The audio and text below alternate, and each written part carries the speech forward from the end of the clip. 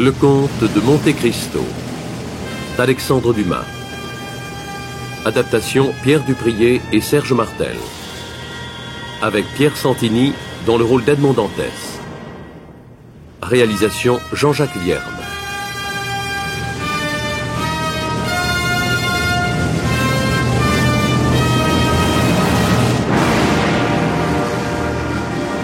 Aujourd'hui, 9e épisode, le trésor d'Espada. 13 mars 1829, à Livourne.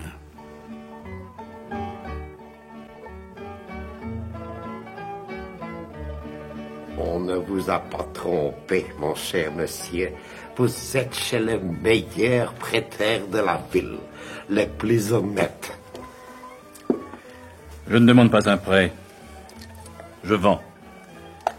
Ceci. Des diamants. Ils sont petits. Combien donnez-vous?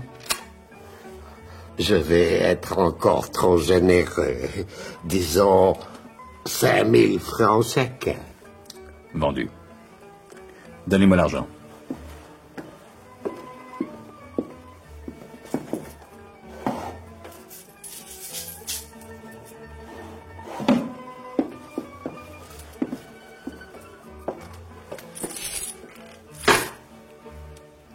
Comptez, mon beau seigneur.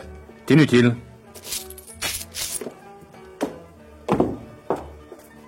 Mais si je m'aperçois que tu m'as trompé, je reviendrai te couper les oreilles.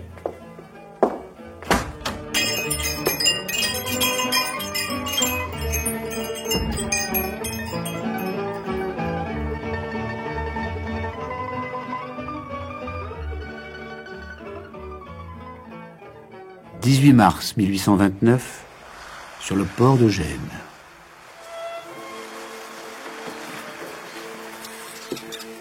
Voilà le yacht dont je vous ai parlé, monsieur. Seulement, il m'a été commandé par cet Anglais et je... Il vous en offre combien? 40 000 francs. Je vous en donne 60. À l'instant. 60 000? À la condition que le bâtiment me soit livré aujourd'hui même. Il le sera, monsieur. «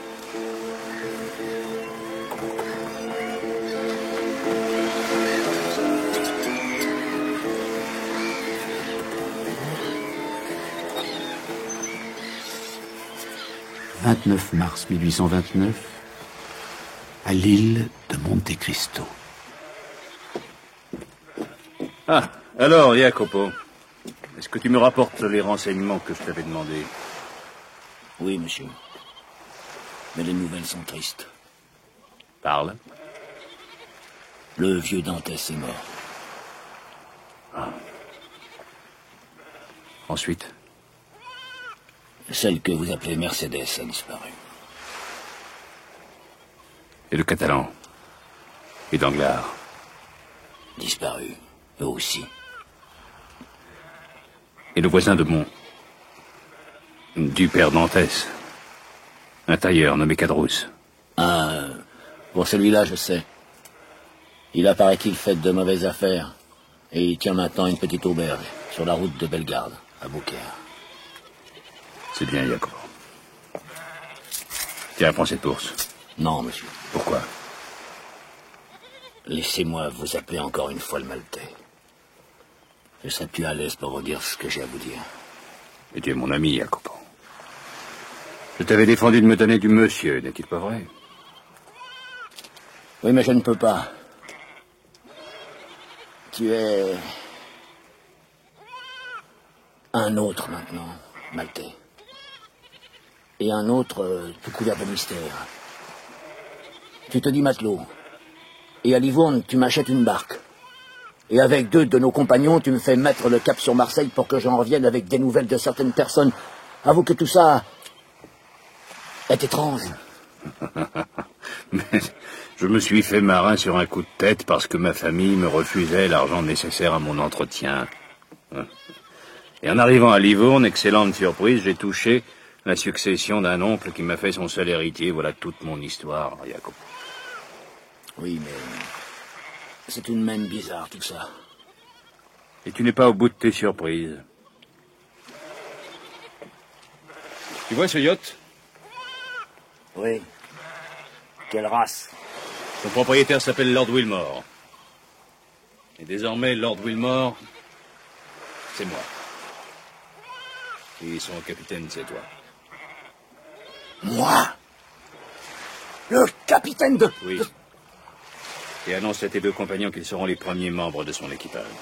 Oui, monsieur! Et prépare-toi à mettre le cap sur Marseille.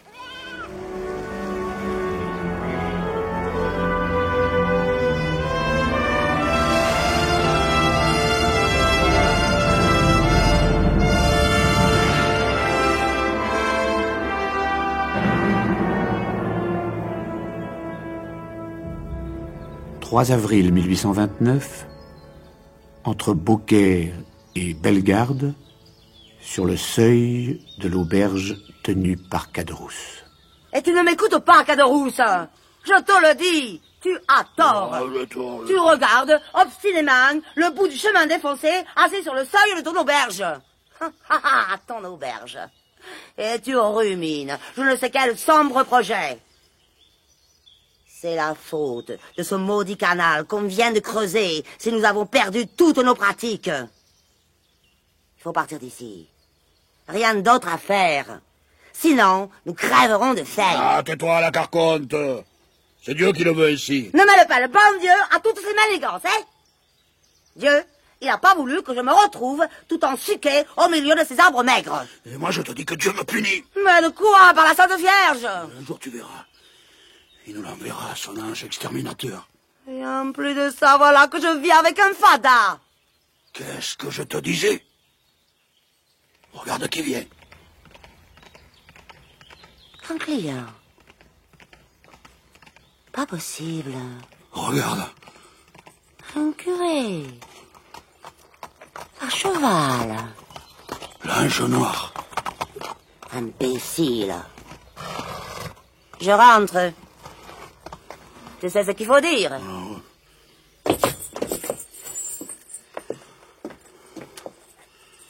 Buongiorno. Buongiorno. Bonjour. Est-ce que c'est bien ici l'auberge du Pont du Gard? Ah oui, monsieur l'abbé, j'en suis le patron, tout entier à votre service. Ah, bene, bene. Dans ce cas, vous êtes Monsieur Caderousse. En effet, Gaspard Caderousse, pour vous servir. Gaspard Caderousse, oui, je crois que c'est là le prénom et le nom, oui. Vous demeuriez autrefois à Marseille, allée de Meillan, n'est-ce pas? Au 4e. C'est cela? C'est ça, oui, c'est bien. Et vous y exerciez la profession de tailleur? Eh oui, mais l'État a mal tourné, il fait si chaud à ce coquin de Marseille que l'on finira, je crois, par ne plus s'y habiller du tout, hein. Ne voulez-vous pas vous rafraîchir, monsieur l'abbé? Ma si, certo. Oui. Si. Faites-moi entrer, monsieur Caderousse, et apportez-moi votre meilleure bouteille de vin. Ensuite, je vous dirai ce qui m'amène chez vous. Bon.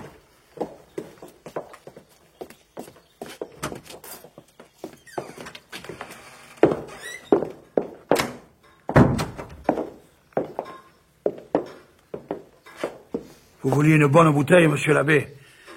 J'ai là un excellent cahors, hein. Cela vous convient-il? Parfaitement. Asseyons-nous, voulez-vous?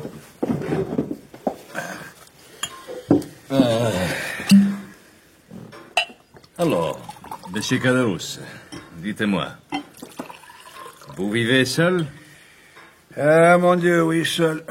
Ou à peu près, car ma femme ne peut m'aider en rien. Attendu qu'elle est toujours malade, hein. La pauvre carconte. Ah, vous êtes marié. Mais comme vous voyez, pas bien riche. Mais que voulez-vous, monsieur l'abbé? Monsieur l'abbé? Busoni. Ah, Busoni. Ah oui. Que voulez-vous, monsieur l'abbé? Il ne suffit pas d'être honnête homme pour prospérer dans ce monde. Et pourquoi me regardez-vous comme ça, monsieur l'abbé? Oui, je suis un honnête homme. De cela, je puis me vanter. Et dans notre époque, tout le monde ne peut pas en dire autant. Mais ne perdez pas confiance, monsieur Caderousse.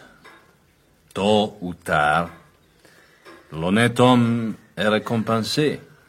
Et les méchants, punis. C'est votre état de dire ça, mais on est libre de ne pas le croire, hein. Oh, vous avez tort de me parler comme ça. Peut-être je vais être moi-même pour vous une preuve de ce que j'avance. Que voulez-vous dire? Mais avant tout, il faut que je m'assure que vous êtes bien celui que je recherche. Quelle preuve voulez-vous que je vous donne? Attendez. Avez-vous connu, en 1814 ou 1815, un marin qu'on appelait Dantes? Dantes? Si je l'ai bien connu, ce pauvre Edmond. C'était un de mes meilleurs amis. Oui, c'est vrai, je crois, en effet, il s'appelait Edmond. Mais pourquoi vous rougissez, monsieur Caderousse? Des souvenirs qui me remontent dans la tête. Et qu'est-il devenu, ce pauvre Edmond? L'auriez-vous connu? Vit-il encore? Est-il heureux? Oh, il est mort, prisonnier. Plus désespéré et plus misérable que les forçats qui traînent les boulets au bagne de Toulon. Pauvre petit. Eh bien, voilà encore une preuve de ce que je vous disais, monsieur l'abbé. Que le bon Dieu n'était bon que pour les mauvais. Hein. Vous paraissez aimer ce garçon de tout votre cœur. Oui, je l'aimais bien. Quoique j'ai à me reprocher d'avoir un jour envié son bonheur. Et vous l'avez connu? J'étais appelé à son lit de mort pour lui offrir les derniers secours de la religion. Et de quoi est-il mort? Et de quoi meurt-on en prison? Quand on y meurt à 30 ans, si ce n'est de la prison elle-même. La misère de nous. Eh si. Mais ce qu'il y a d'étrange dans tout cela, c'est que Dantes, à son lit de mort, sur le Christ dont il baisait les pieds, m'a juré qu'il ignorait la véritable cause de sa captivité. Il ne pouvait pas la savoir. Non. Il ne pouvait pas. C'est ça. Alors il m'a chargé d'éclaircir son malheur et de réhabiliter sa mémoire, si cette mémoire avait reçu quelques souillures. Un Anglais, riche, son compagnon d'infortune et qui sortit de prison à la seconde restauration, comme vous dites en français, était possesseur d'un diamant de grande valeur. En reconnaissance des soins que Dantes lui avait prodigués au cours d'une maladie, l'Anglais lui laissa cette pierre en sortant de la prison. Au lieu de s'en servir pour séduire ses geôliers, Dantes la conserva précieusement pour le cas où il sortirait de prison, car s'il sortait de prison, sa fortune était assurée par la vente, celle de ses diamants. La valeur en était aussi grande. Insomma, vous savez, tout est relatif, monsieur Caderousse. D'une grande valeur, oui, mais pour Edmond. Ce diamant était estimé à 50 000 francs. 50 000 francs? Si. Mais il était donc gros comme une noix. Non, pas tout à fait, non. Mais vous allez en juger vous-même. Je l'ai sur moi. Tenez, attendez. Voilà, les voici. Et cela vaut 50 000 francs? Si. Sans la monture, qui est elle-même d'un certain prix. Et comment vous trouvez-vous avoir ce diamant en votre possession? Edmond vous a donc fait son héritier? Non. Son exécuteur testamentaire. J'avais 3 bons amis et un fiancé, m'a-t-il dit. Tous les 4, j'en suis sûr, me regrettent amèrement. L'un d'eux s'appelait Caderousse. Il a dit ça? Si. L'autre s'appelait Danglars. Le troisième, bien que mon rival m'aimait aussi... Qu'est-ce que vous dites? Laissez-moi finir, per favore. Le troisième s'appelait Fernand, m'a-t-il dit encore. Quant à ma fiancée, son nom était... je ne me souviens plus du nom de la fiancée. Mercedes. Oui, Voilà, Mercedes. C'est bien cela. Remplissez-moi les verres. Oui, tout de suite, tenez.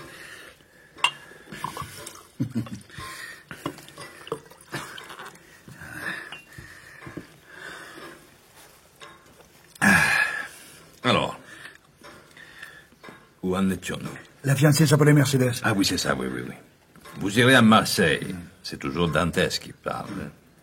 Vous vendrez ces diamants, vous ferez 5 parts, et vous les distribuerez entre ses bons amis, les seuls qui m'aient aimé sur la terre. Mais comment 5 parts? Vous n'avez nommé que 4 personnes? Oui, la 5e est morte. Enfin, c'est qu'on m'a dit. Le père de Dantès. Hélas, oui. Le pauvre homme est mort. 1 an à peine après la disparition de son fils. Et de quoi il est mort? Les médecins ont nommé sa maladie une gastro-entérite. Ceux qui le connaissaient ont dit qu'il était mort de douleur, mais moi je dis qu'il est mort. Mort de quoi? De faim. Les chiens ne meurent pas de faim. Et un homme, un chrétien, est mort de faim au milieu d'autres hommes qui se disaient chrétiens comme lui. Ah, c'est impossible. J'ai dit ce que j'ai dit. Et tu as eu tort. De quoi te mêles-tu, Caderousse? Mais de quoi te mêles-tu, toi-même, femme? Monsieur demande des renseignements. La politesse veut que je les lui donne. Oui. Mais la prudence, elle veut que tu les lui refuses. Qui te dit dans quelle intention on veut te faire parler? Imbécile! Oh, dans une excellente intention, madame. Je vous en réponds. Votre mari n'a rien à craindre, pourvu qu'il réponde franchement. Belle promesse que tout ça, oui. Et un beau matin, le malheur, il tombe sur le pauvre monde sans qu'on sache d'où il vient. Soyez tranquille, bonne femme. Le malheur ne vous viendra pas de mon côté. On dit ça. Et puis... Basta. Ainsi, le père de Dantès fut abandonné de tout le monde. Oh, ce n'était pas que Mercedes et M. Morel l'aient abandonné, mais le vieillard s'était pris d'une antipathie profonde pour Fernand. Celui que Dantès vous a dit être un de ses amis. Ah, mais il ne l'était pas. Gaspard, fais attention à ce que tu vas dire. Peut-on être l'ami de celui dont on convoite la femme? Dantès, qui était un cœur d'or, appelait tous ces gens-là ses amis. Pauvre Edmond. Et vous savez ce que Fernand a fait contre Dantès? Gaspard, fais ce que tu veux. Tu es le maître. Mais si tu m'en croyais, tu ne dirais rien. Cette fois, je crois que tu as raison, femme. Et si vous ne voulez rien dire? À quoi bon? Le pauvre Dantès est sous terre. C'est ce que vous m'avez dit. Il ne peut plus avoir de haine, il ne peut plus se venger. Éteignons tout cela. Bene, bene. Vous voulez donc que je donne à ces faux amis une récompense destinée à la fidélité? C'est vrai, vous avez raison. D'ailleurs, que serait pour eux maintenant le legs de ce pauvre Edmond? Une goutte d'eau tombant dans la mer. Sans compter que ces gens-là, ils peuvent t'écraser d'un geste. Ah bon? Ils sont donc devenus riches et puissants? Alors vous ne savez pas leur histoire? Non. Racontez-la-moi. C'est que... En vérité, ça serait trop long. Ah. Bien. Libre à vous de vous taire, mon ami, et je respecte vos scrupules. N'en parlons plus. De quoi étais-je chargé? D'une simple formalité. Je vendrai donc ce diamant. Femme, regarde. Il vaut 50 000 francs. Le beau joyau. Le 5e de la somme nous appartient alors. Eh oui, monsieur, oui, le 5e. Plus la part du père de Dantès, que je me crois autorisé à répartir en 4. Tu entends ça, femme?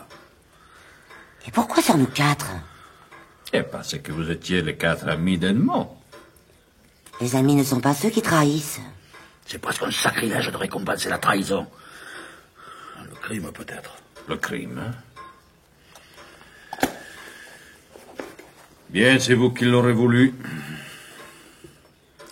Et maintenant, donnez-moi l'adresse des autres amis d'Edmond, afin que je puisse exécuter ses dernières volontés. Tu sais, femme, le diamant serait pour nous tout entier. Tu crois? Mais un homme d'église ne pourrait pas nous tromper. C'est comme tu voudras. Quant à moi, je ne m'en mêle pas. Réfléchis bien, Gaspard. Je suis décidé. Moi, je vais me coucher. Buonasera. Alors, je vous écoute, monsieur Caderousse. Attendez. On pourrait nous déranger. Je vais fermer la porte.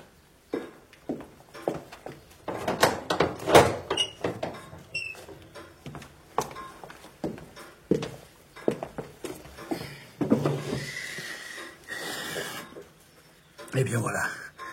Tout a commencé le 24 février 1815 à Marseille, à la réserve, l'auberge du père Pamphile. J'étais avec Danglars et Fernand, malade de jalousie. Moi, j'étais sous. Il m'avait fait boire plus que de raison, mais ça ne fait rien. Je me souviens très bien que c'est Danglars qui a eu l'idée de la lettre. Il a cherché du papier, une plume et de l'encre. Et c'est plus tard que j'ai tout compris.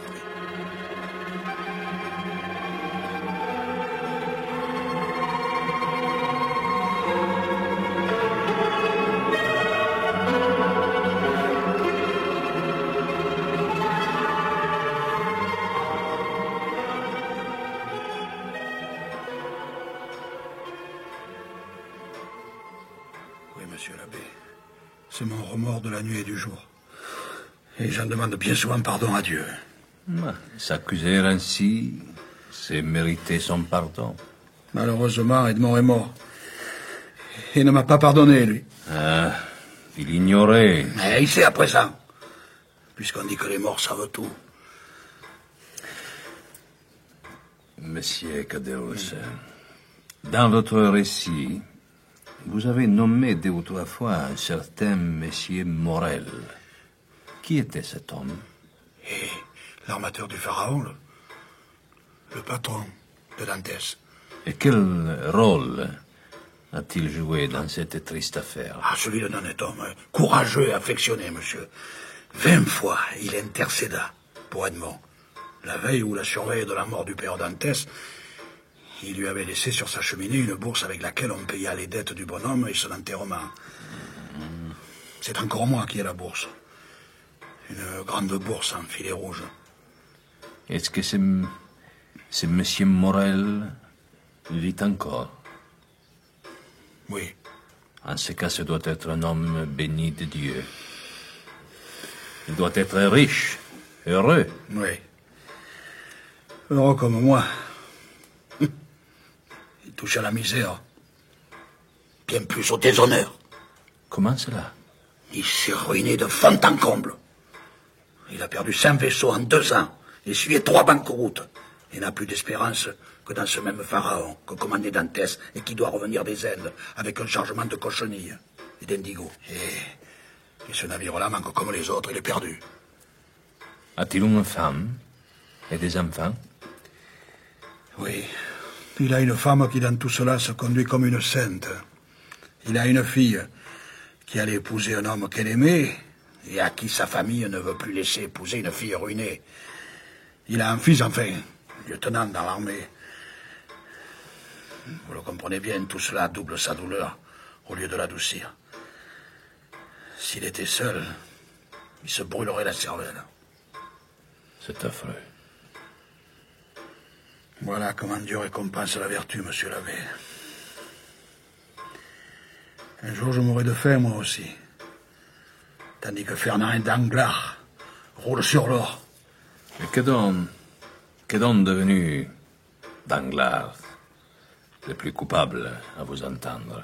Danglars, tout lui a réussi. Il est banquier. Il a épousé une veuve, Madame de Narbonne, fille de Monsieur de Servieux, chambellan du roi actuel. Grâce à quoi on l'a fait baron.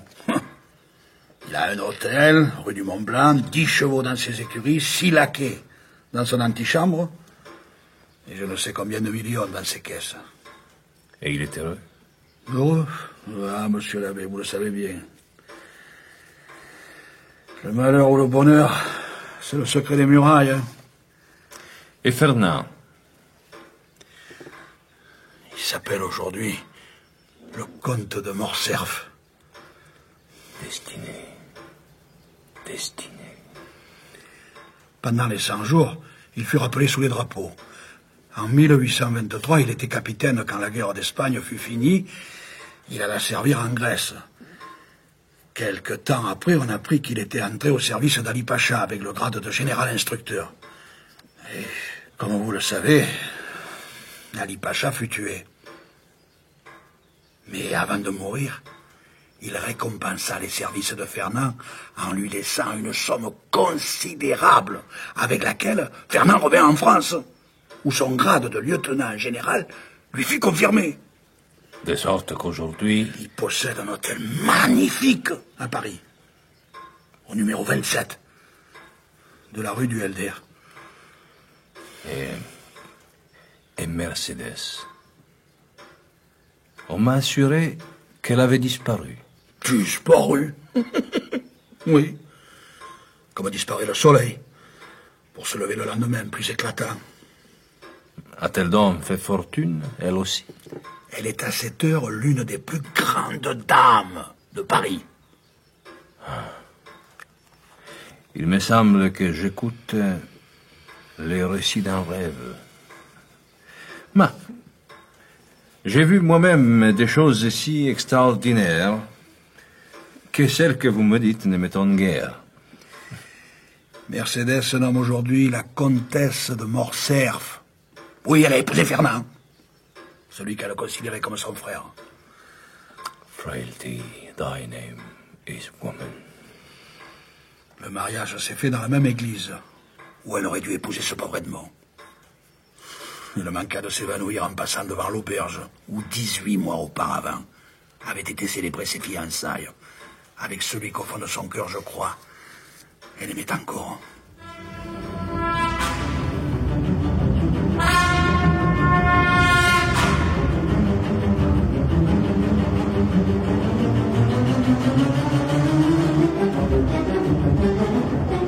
C'était Le Comte de Monte Cristo d'Alexandre Dumas. Adaptation Pierre Dupriez et Serge Martel. Aujourd'hui, 9e épisode, Le Trésor des Spades. Avec Edmond Dantès, alias l'Abbé Busoni, Pierre Santini. Cadrousse, Armand Meffre. La Carconte, Anne-Marie Coffinet. Le Juif, Pierre Riche. L'annonceur, Bernard Lavalette. Bruitage, Louis Amiel. Chef opérateur du son, Marcel Grenier. Collaboration technique, Bernard Delfieux. Régisseur de production, Anna Sibert. Réalisation, Jean-Jacques Vierne.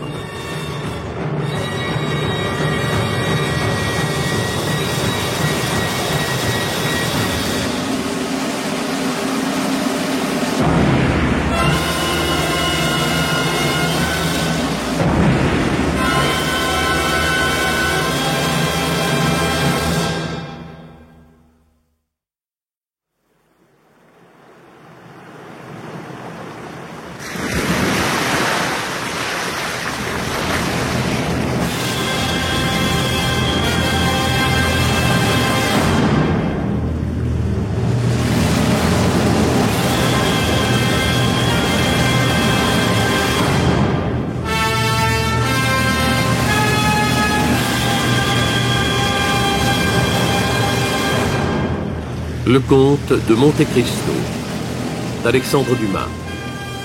Adaptation Pierre Dupriez et Serge Martel. avec Pierre Santini dans le rôle d'Edmond Dantès. Réalisation Jean-Jacques Vierne.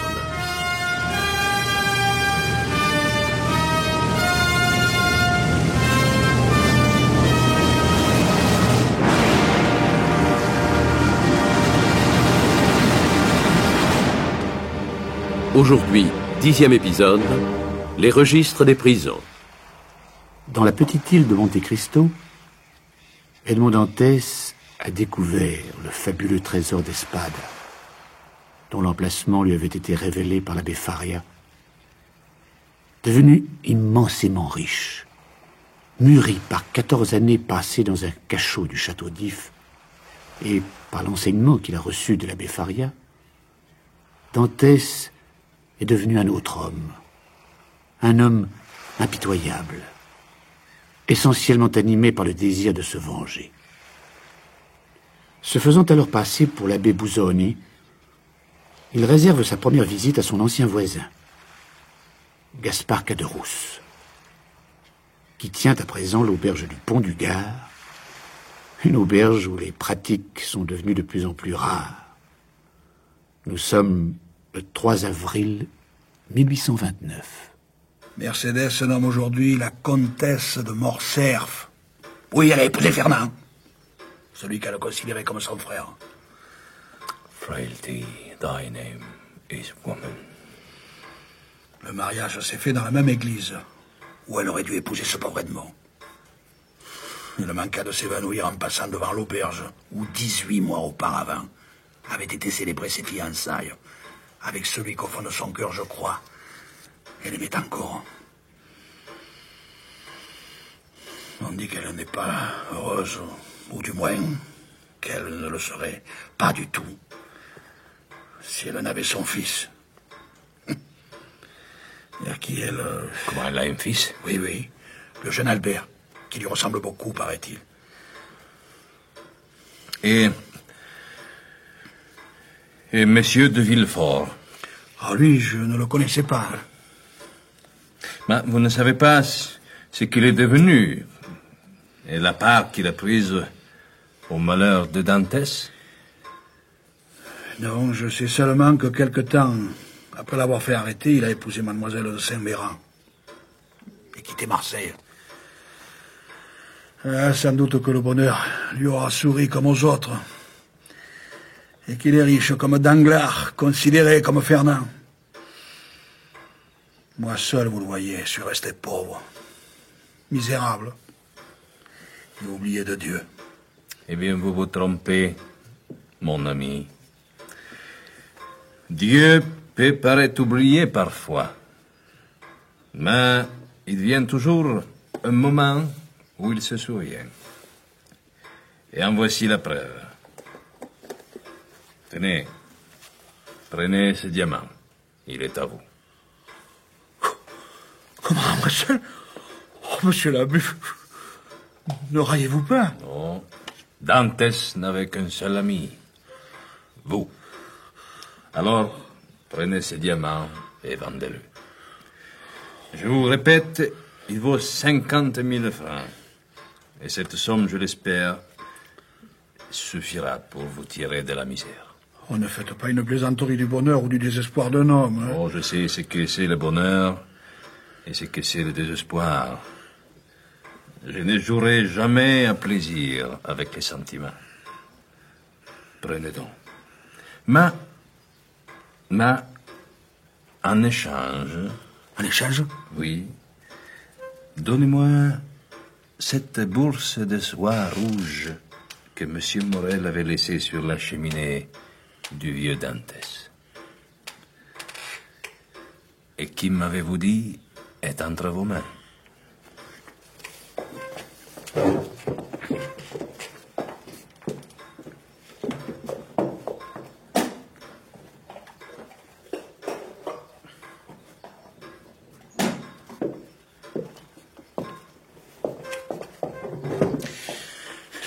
La voici. Merci. Oh, vous êtes un homme de Dieu, car en vérité, personne ne savait qu'Edmond vous avait remis ce diamant. Et vous auriez pu le garder. Non. Alors, je puis croire en tout point ce que vous m'avez dit, n'est-ce pas? Sur ce Christ que vous voyez sur le mur, je jure sur le salut de mon âme que je vous ai dit toutes choses comme elles s'étaient passées. Et comme l'ange des hommes le dira à l'oreille de Dieu, le jour du jugement dernier. C'est bien. C'est très bien. Que cet argent vous profite. Addio. Pour moi, je retourne loin des hommes qui se font tant de mal les uns aux autres. Addio, vi benedico. Adesias.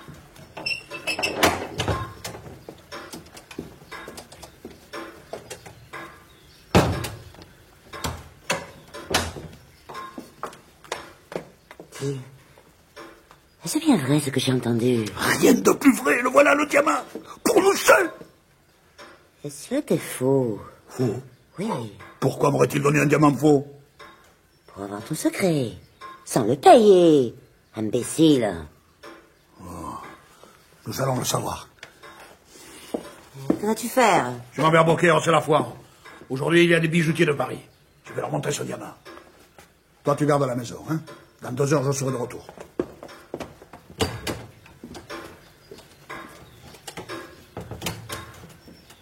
$50 000. C'est de l'argent.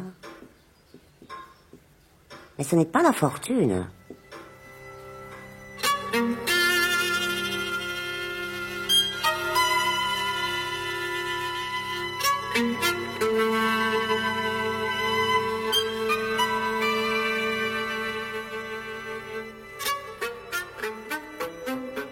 « 4 avril 1829, à Marseille.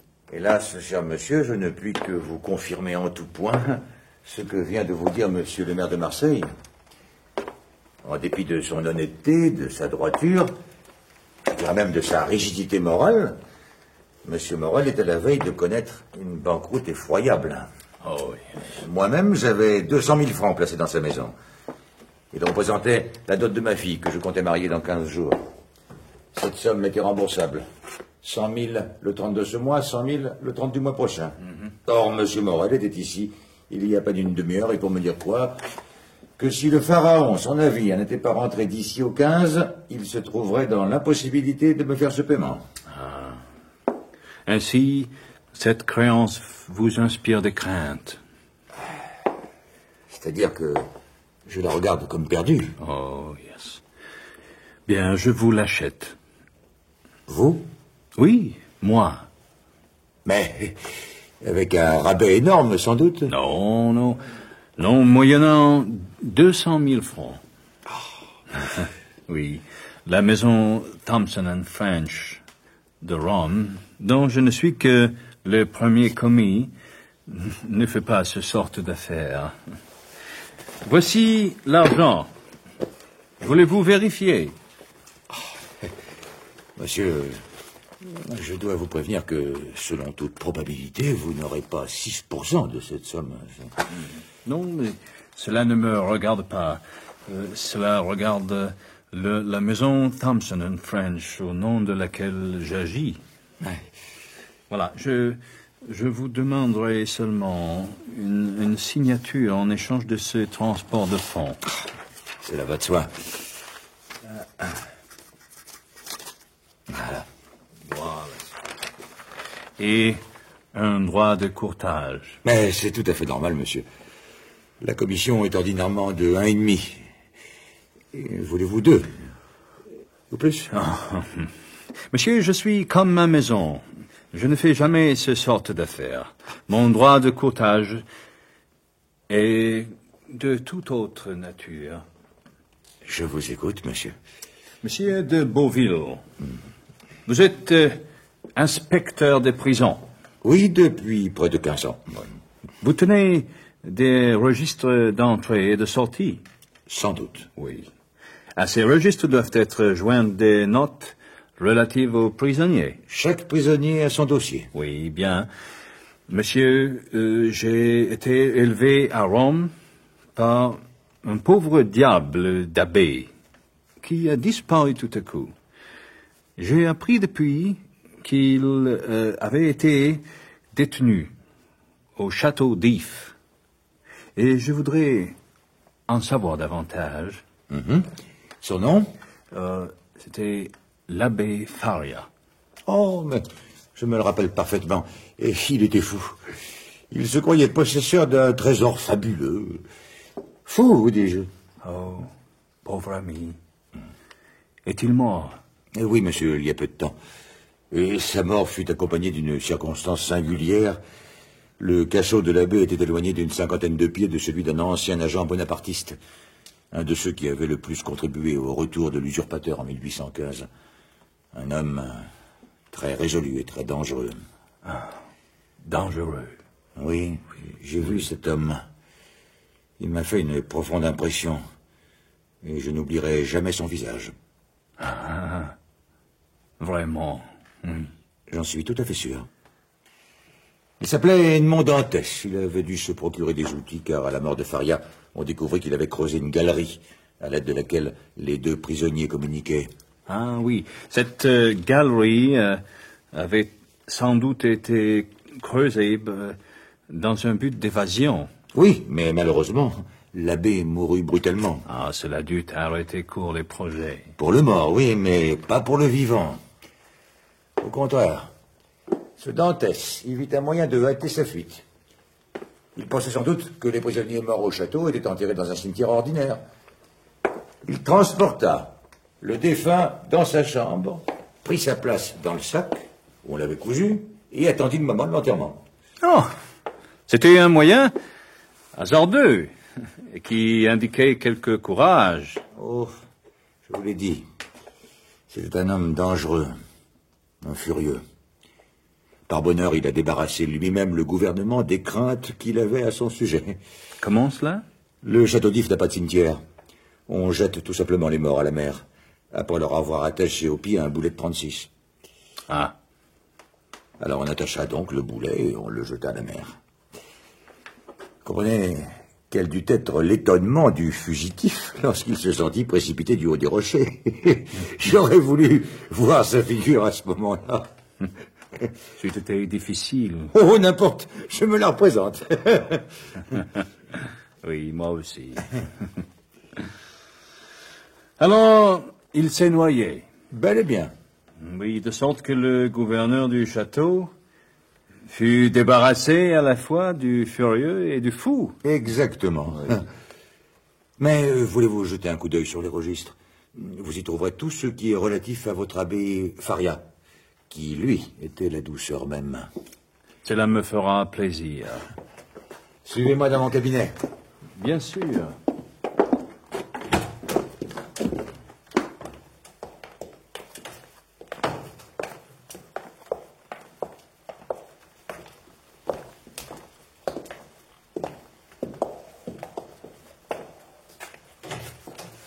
Entrez, cher monsieur.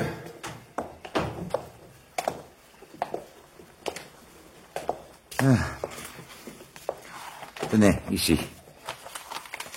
Cette page. C'est tout ce que nous avons à propos de l'abbé.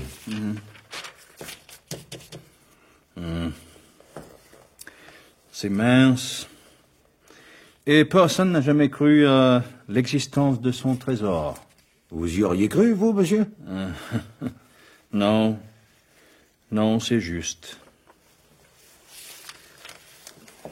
Oh, il y a là, par contre, un volumineux dossier. Oh, rien d'étonnant, c'est celui d'Edmond Dantès, le furieux. Verriez-vous un inconvénient à ce que j'y jette un coup d'œil? Mais pas du tout. Prenez votre temps, je vais en profiter pour ouvrir le courrier qui m'est arrivé ce matin de Paris. Je vous en prie.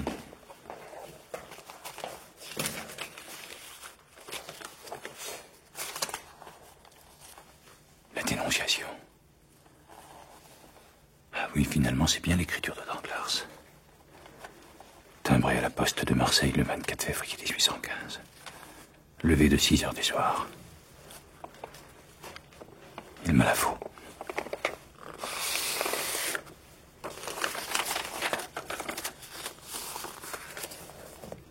Edmond Dantès, bonapartiste enragé, pris une part active au retour de l'île d'Elbe. À tenir au plus grand secret sous la plus stricte surveillance. Je connais cette écriture. Il y a la même sur une autre page, signée celle-là.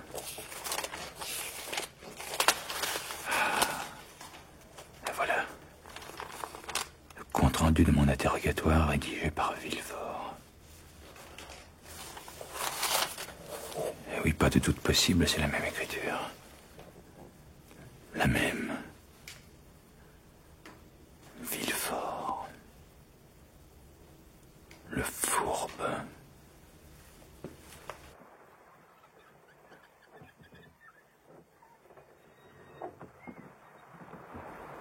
Mon brave Coclès, vous êtes la perle des caissiers et pourtant vous ne serez pas encore payé ce mois-ci. Ne vous tracassez pas, monsieur Morel. J'ai quelques petites économies et je n'ai pas envie de perdre une bonne place pour une mauvaise passe que la maison traverse en ce moment. Oh, cette fois, j'ai bien peur. Mais non. Et tant que nous serons là, Emmanuel et moi, vous verrez que nous pourrons nous en sortir. C'est bien vrai que sans vous deux... Entrez. Ah, c'est vous, Emmanuel. Mademoiselle, votre fille m'a chargé de vous dire qu'il y avait en bas un homme qui souhaitait vous rencontrer. Ah. Un créancier, sans doute. Mademoiselle Julie m'a dit qu'il s'était présenté comme le premier commis de la maison Thompson & French de Rome. Faites-le entrer. Allez, Coclès, je vous appellerai si j'ai besoin de vous.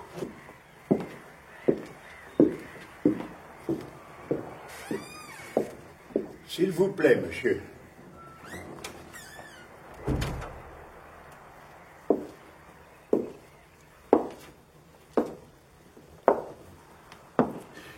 Vous savez de quelle part je viens, n'est-ce pas? Maison Thompson & French, à ce que m'a dit mon commis. Yes. Well, voici le but de ma visite, monsieur.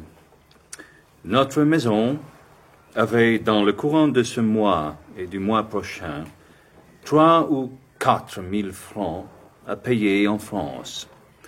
Connaissant votre rigoureuse exactitude, elle a réuni tout le papier qu'elle a pu trouver portant votre signature et m'a chargé, au fur et à mesure que ces papiers échoueraient, d'en toucher les fonds chez vous et de faire emploi de ces fonds.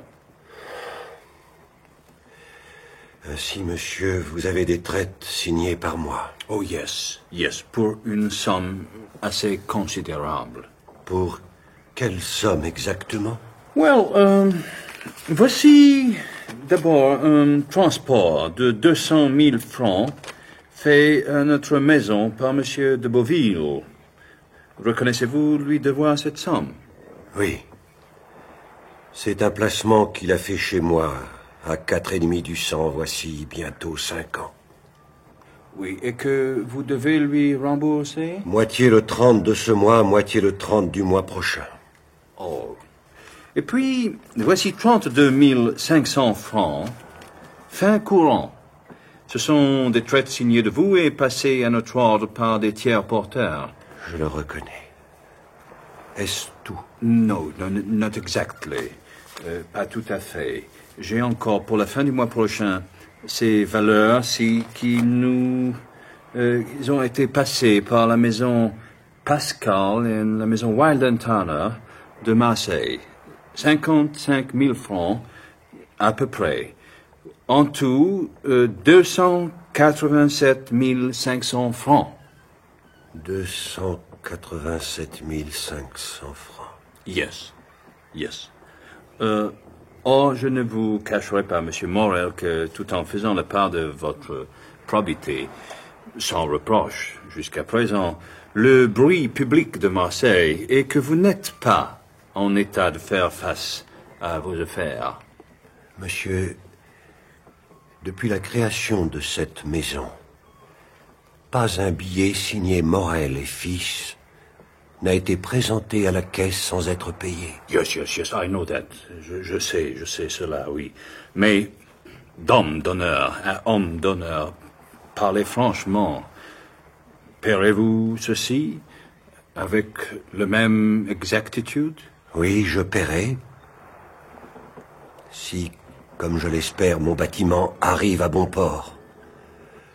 Car son arrivée me rendra le crédit que les accidents successifs dont j'ai été victime m'ont ôté. Mais si par malheur cette dernière ressource sur laquelle je compte me manque... Well? C'est cruel à dire, monsieur. Mais déjà habitué au malheur, il faudra que je m'habitue à la honte. Je crois que je serai forcé de suspendre mes paiements. Ah, yes. Mais n'avez-vous point d'amis qui puissent vous aider dans cette circonstance? Dans les affaires, on n'a point d'amis. On n'a que des correspondants. Oh oui, that's true. Oui. Ainsi, vous n'avez plus qu'une espérance. Une seule. La dernière. La dernière. Oui. De sorte que, si cette espérance vous manque... Je suis perdu, monsieur. Complètement perdu. Le pharaon est parti de Calcutta le 5 novembre. Il devrait être ici depuis plus d'un mois. Ce retard n'est pas naturel. Oh, what that? Listen. Mais... What that noise? Mais mon Dieu, qu'y a-t-il encore? Qu'est-ce que ce bruit? Oh, mon père. Mon père. Pardonnez à votre fille d'être la messagère d'une mauvaise nouvelle. Julie. Du courage. Ainsi le pharaon a péri. Oui. Et l'équipage? Sauvé. Par un navire bordelais qui vient de rentrer au port. Oh, merci, mon Dieu. Au moins, vous ne frappez que moi seul. Pénelon, le timonier, est là, avec tous les matelots. Entre, Penelon. Entrez tous, mes bons amis.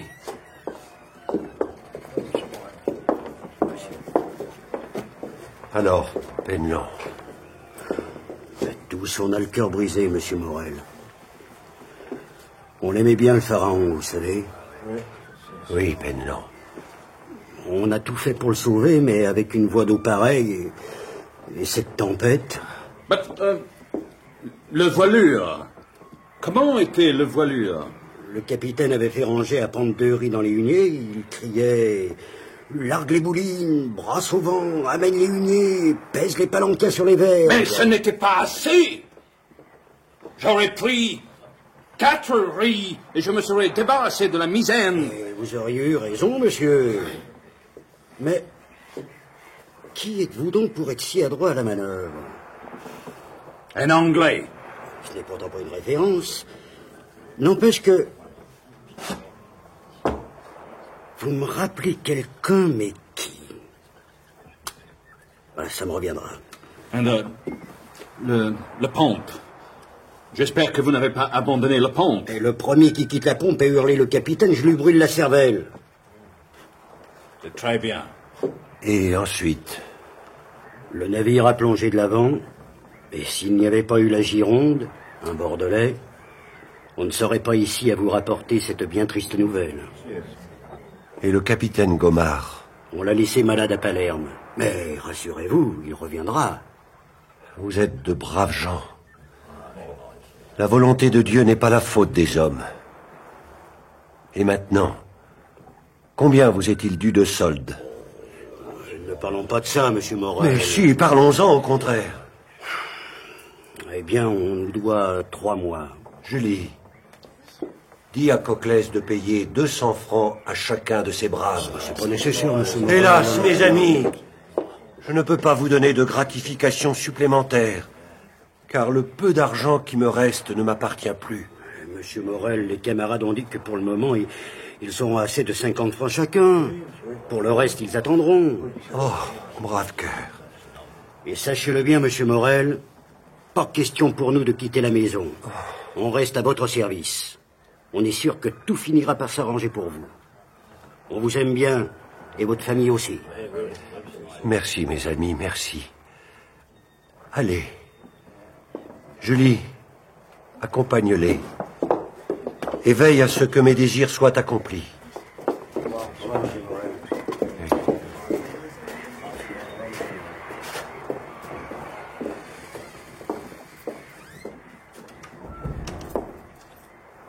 Il me semble, monsieur, que je n'ai plus rien à vous apprendre. Non. Ce que je viens de voir m'a confirmé dans le désir que j'ai de vous être agréable. Désirez-vous un délai pour me payer? Un délai pourrait me sauver l'honneur et par conséquent la vie. Well, combien demandez-vous? 2 mois. All right, je vous en donne 3. Nous sommes aujourd'hui le 5 avril 1829. Renouvelez-moi tous ces billets au 5 juillet. Et le 5 juillet, à 11 heures du matin, je me présenterai chez vous.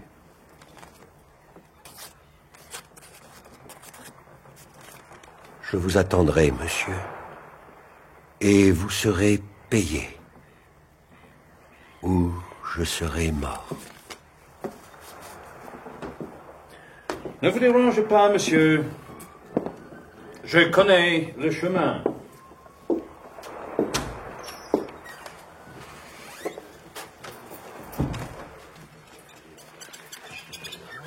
Mademoiselle Julie, je crois. Oui, monsieur. Oui, mademoiselle Julie. Écoutez-moi bien. Vous allez recevoir un jour une lettre signée Simbad, le marin. Mais, monsieur... Non, je vous en prie. Faites de point en point ce que vous dira cette lettre, si étrange que vous paraisse la recommandation. Me promettez-vous de le faire? Je vous le jure. Well. Well, well. Adieu, mademoiselle. Demeurez toujours une bonne et une sainte fille comme vous êtes, et j'ai bon espoir que Dieu vous récompensera en vous donnant Emmanuel pour mari. Oh, monsieur, si vous pouviez dire vrai. Pénelon? Oui, monsieur? Oui. Venez, mon ami, j'ai à vous parler.